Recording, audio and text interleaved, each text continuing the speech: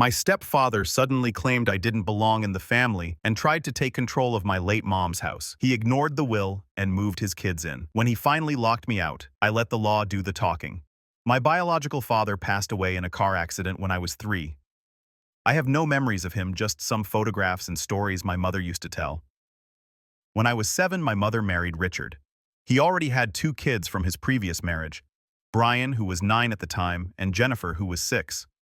They visited every other weekend while I lived there full-time with my mother. Richard was never cruel or abusive. He was just distant.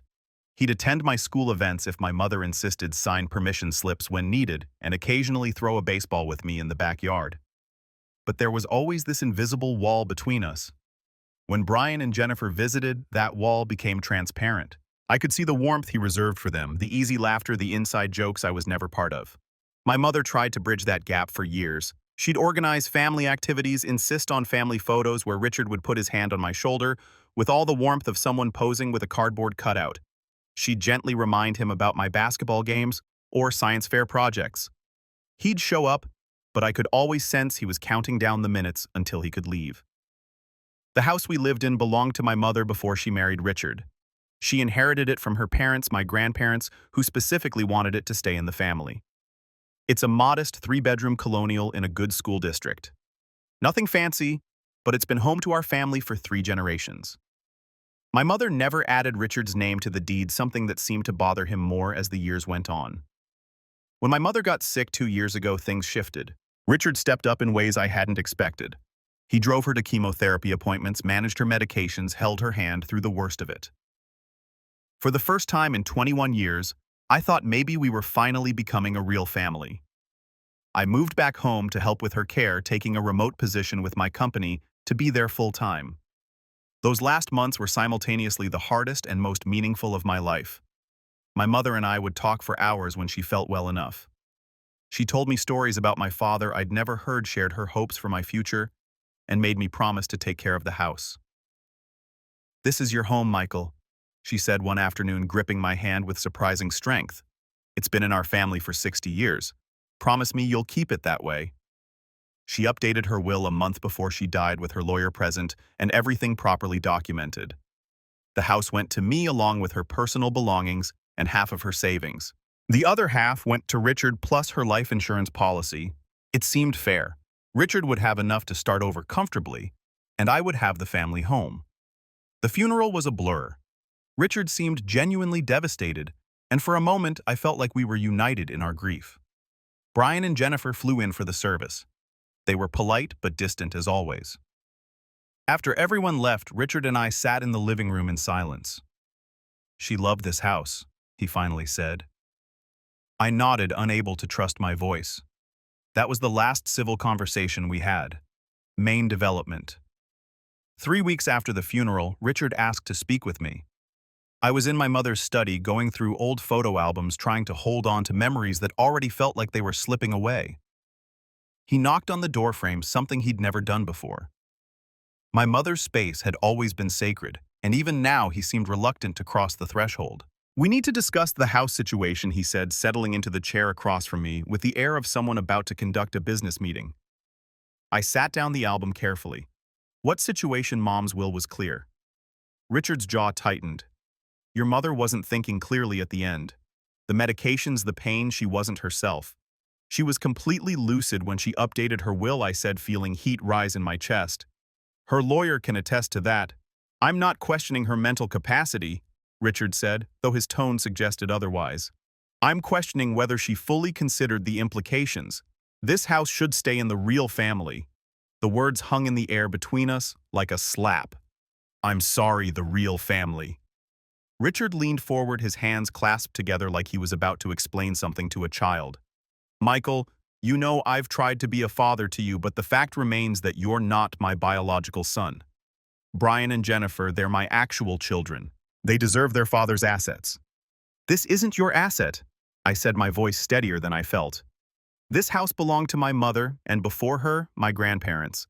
You never contributed a dime to the mortgage, never paid for any major repairs. Mom kept everything in her name for a reason. I lived here for 21 years. Richard's voice rose. I maintained this property, paid utilities, bought groceries. That counts for something. You lived here rent-free for 21 years while my mother paid the mortgage from her inheritance and salary, I countered. You benefited from this arrangement far more than you contributed. Richard stood abruptly, his face flushing. This is exactly why Margaret should have thought more carefully. You're not considering the family dynamics here.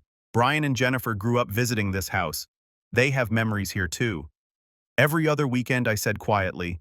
They visited every other weekend. I lived here every single day because their mother had primary custody. Richard snapped. That wasn't my choice. But blood is blood, Michael. You can't deny that they're my legitimate heirs. The word legitimate felt like a knife, as opposed to what, your illegitimate stepson. Richard had the grace to look slightly ashamed. That's not what I meant. Then what did you mean? He sighed, running his hand through his thinning hair. Look, I'm trying to be reasonable here. The will gives you the house. Fine. But morally, ethically, don't you think my children deserve something from the place their father called home for 2 decades? They're getting something, I reminded him. Half of Mom's savings and her life insurance. That's more than fair considering they spent maybe 30 days a year here. It's not about the money, Richard insisted. It's about family legacy. This house should go to real family members who can pass it on to their children. You're not even married. What happens to this place when you die? It leaves the family entirely. It stays in my family, I said firmly. My mother's family, my grandparents' family, the family that actually owns it. Richard's mask of reasonableness finally slipped. Your mother is dead, Michael. Your grandparents are dead. Without me, you have no family. You're just a lone branch on a dying tree. My children can continue the family legacy. Your children who've shown zero interest in this house beyond wondering what it's worth. I stood up, matching his stance. Jennifer asked me at the funeral reception if I plan to sell quickly or wait for the market to improve. That's your family legacy. At least they understand the value of property, Richard shot back. You're being selfish holding on to a house too big for one person just because of sentiment. It's not sentiment, I said. It's my home. It's been my home since I was born. You moved into our lives, Richard, not the other way around. Richard stepped closer, his voice dropping to something almost menacing. I raised you for 21 years. I paid for your food, your clothes, your school supplies. Don't you think that earns me some say in what happens to the property I helped maintain? You want to itemize every pizza you bought me, every school field trip you paid for? I laughed bitterly. Should I calculate what room and board would have cost you for 2 decades? Because I guarantee you came out ahead. This is exactly what Margaret was afraid of, Richard said, shaking his head. She knew you'd turn bitter and selfish without her here to mediate. She told me to watch out for this. Don't you dare, I said, my voice deadly quiet. Don't you dare use my mother's memory to manipulate me. She left me this house because she wanted me to have it. She was very clear about that. She was trying to compensate for your father's death. Richard said she felt guilty that you grew up without a real father, so she overcompensated by leaving you everything. You were supposed to be my real father, I said, and hated how young I sounded. For 21 years you were supposed to be my father, but you never let me forget. I wasn't really yours, did you? Richard's face went through several expressions before settling on cold determination. I tried, Michael. God knows I tried, but you can't force these things. Biology matters. Brian and Jennifer are my blood. They deserve their inheritance. Then leave them your inheritance. I said, this isn't yours to give. Update 1. It's been 3 weeks since that conversation, and things have escalated in ways I never imagined. I thought Richard would accept the legal reality and move on. Instead, he's launched what can only be described as a campaign to turn everyone against me. It started small. I overheard him on the phone with Brian saying things like, squatters' rights and unfair influence. Then Jennifer called me, her voice sweet as syrup, suggesting we could work out an arrangement where I'd sell the house and split the proceeds 3 ways. When I declined, she hung up on me. But the real shock came yesterday. I was getting the mail when our neighbor, Mrs. Patterson, who's lived next door for 40 years, stopped me. She's known me literally since the day I was born, used to babysit me when I was little. Michael, dear, she said, her face full of concern. I had no idea things were so difficult between you and Richard. I frowned. What do you mean? She shifted uncomfortably. He told me and several others at the neighborhood association meeting that you're trying to force him out of his home. He said that stepchildren always cause problems when there's an inheritance involved, and that real children would be more grateful for everything he's done. I felt like I'd been punched. He said what Mrs. Patterson looked genuinely distressed. He made it sound like you changed the locks already, that you were throwing him out without any notice. Several people were quite shocked. Mrs. Henderson suggested maybe you needed grief counseling. Mrs. Patterson, I said carefully, Richard has no legal claim to this house. It belonged to my mother before they married and she left it to me. I haven't changed any locks or asked him to leave immediately. I told him he could take time to find a new place. Her face shifted from concern to confusion. But he said, he made it sound like this was his house, that your mother had promised it to his children. I pulled out my phone and showed her a photo of the deed. Look at the date. My mother owned this house 5 years before she even met Richard. He never paid the mortgage, never put his name on it. My grandparents bought this house in 1963. It's been in my family for 3 generations. Mrs. Patterson's expression hardened. That man stood in front of 30 neighbors and lied. What else did he say? I asked, though I wasn't sure I wanted to know. She pressed her lips together. He said that biology doesn't lie, that his real children had more right to inherit than a stepchild. He actually used the phrase blood is thicker than water several times. It was uncomfortable. Several of us remember when your mother married him, how happy she was to give you a father figure. Did anyone defend me? Mr. Chen asked why Richard hadn't put his name on the house during a 21-year marriage if it was so important to him. Mrs. Patterson said, Richard claimed your mother had promised to add him but never got around to it. Then he started crying, saying he missed your mother and just wanted to preserve her memory for his biological children. The manipulation was breathtaking. Richard had lived in this neighborhood for 2 decades but had never bothered to form real relationships with anyone. Now suddenly he was attending meetings playing the grieving widower card. Thank you for telling me, I said, and for asking my side. She patted my arm. I've known you since you were in diapers, Michael. Your mother would be appalled by this behavior. Do you need anything? Just spread the truth if you hear more lies, I said. I went back inside to find Richard in the kitchen calmly making coffee, like he hadn't just tried to destroy my reputation with people I'd known my entire life. Productive neighborhood meeting, I asked. He didn't even have the decency to look embarrassed, just sharing my situation with concerned friends. Your situation? I laughed incredulously. You mean the situation where you're trying to steal a house that never belonged to you? Steal is a strong word, Richard said, sipping his coffee. I prefer claim what's morally mine. There's nothing moral about lying to our neighbors. He shrugged. I told them the truth as I see it. You're a stepchild trying to push out your grieving stepfather. Real children, biological children, would show more gratitude and respect. Respect? I slammed my hand on the counter, making him jump. You want to talk about respect? How about respecting my mother's wishes? How about respecting the fact that I'm her son regardless of biology? You're her son, Richard agreed. But you're not my son. Never were, never will be. And since this house represents 21 years of my life, my real children deserve consideration. Then you should have married someone who owned nothing. I said you chose to marry a woman with assets and never secured your claim to them. That's on you. Update 2. The psychological warfare continued for another 2 weeks. Richard started making plans with Brian and Jennifer, discussing renovations to their house loud enough for me to hear. He'd walk through rooms talking about which child would get which bedroom, how they'd update the kitchen, maybe add a pool in the backyard. Then came the letters. Official-looking envelopes started arriving, all addressed to Richard. He'd opened them dramatically at the kitchen table, sighing heavily. When I finally grabbed one, I saw they were from a law firm. Consultations about contesting the will. You're wasting your money, I told him. The will is ironclad. We'll see, he said cryptically. Brian started showing up more frequently, measuring rooms, taking photos. He completely ignored me, acting like I was already gone. Jennifer came by with paint samples, holding them up against walls while discussing color schemes with Richard. The breaking point came when I found them in my mother's study going through her papers. What are you doing? I demanded. Jennifer looked up innocently. Just looking for any documentation about Dad's contributions to the house. Receipts for repairs, utility bills, anything that shows his investment. Get out, I said. Get out of her study right now. It's not her study anymore, Brian said coldly. She's dead. This is just a room in our father's house.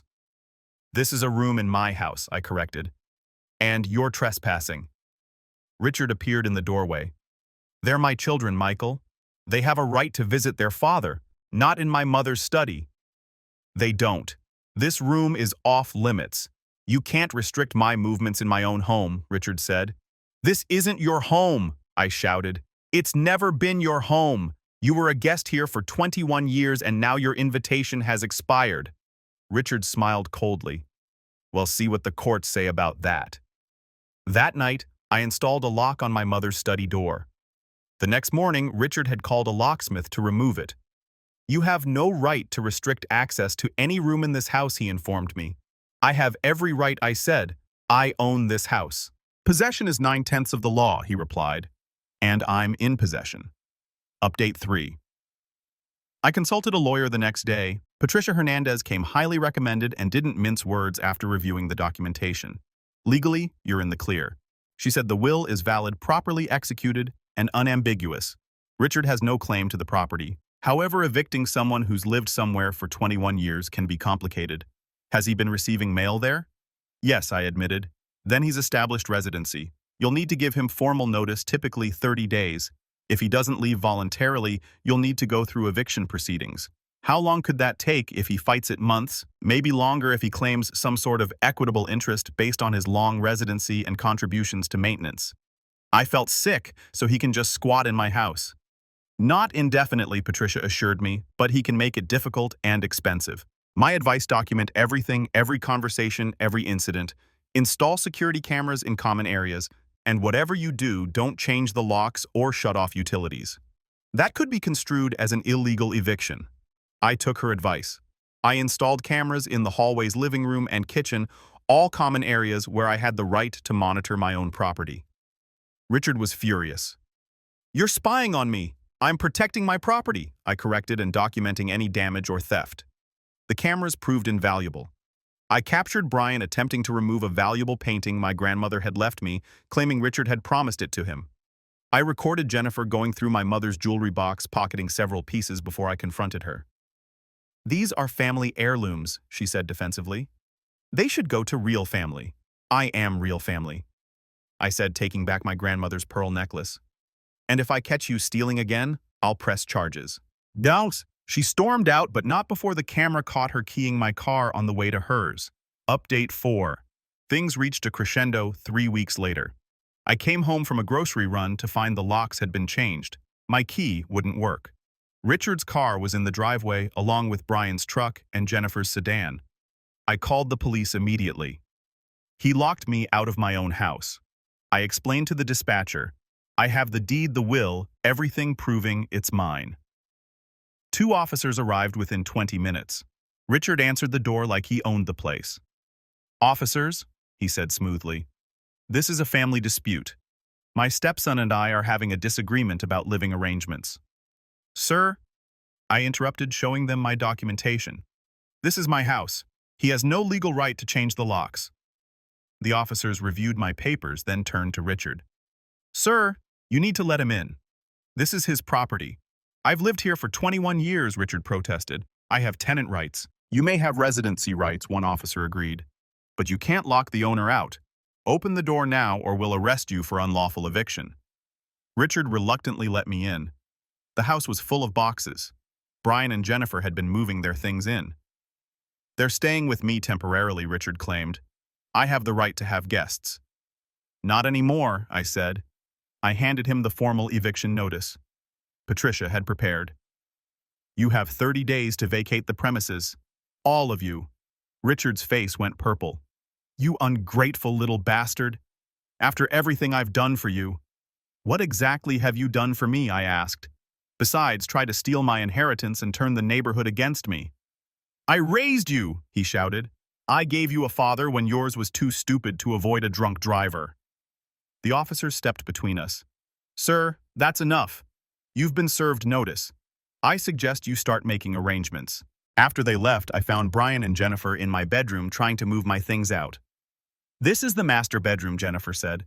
"It should go to Dad." "Get out of my room," I said quietly. "Get out now, or I call the police back and press charges for trespassing." They left, but not before Brian muttered, "You're not even real family. You're just some kid Mom felt sorry for." Update 5. The next 30 days were hell. Richard filed a claim in court, arguing he had an equitable interest in the property due to his long residency and contributions.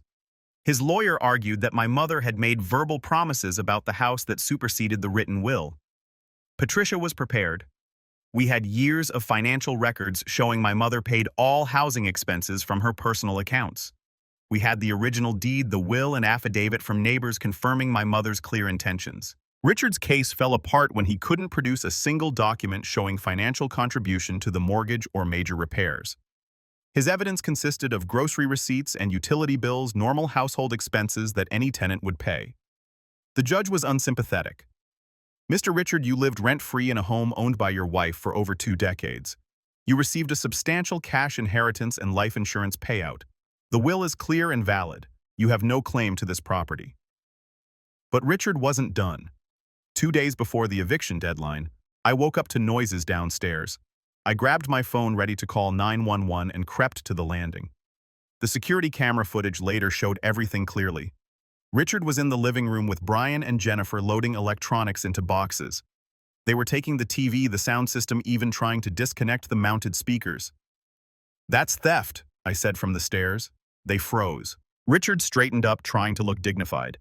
"These are items I purchased. I'm taking what's mine. The TV was my mother's. I have the receipt in her files." "Put it back. Prove it," Brian challenged. I held up my phone. "It's all on camera. Put everything back, or I call the police right now." They reluctantly returned the items, but not before Jennifer made one last attempt at manipulation. "Michael, please," she said, tears appearing on cue.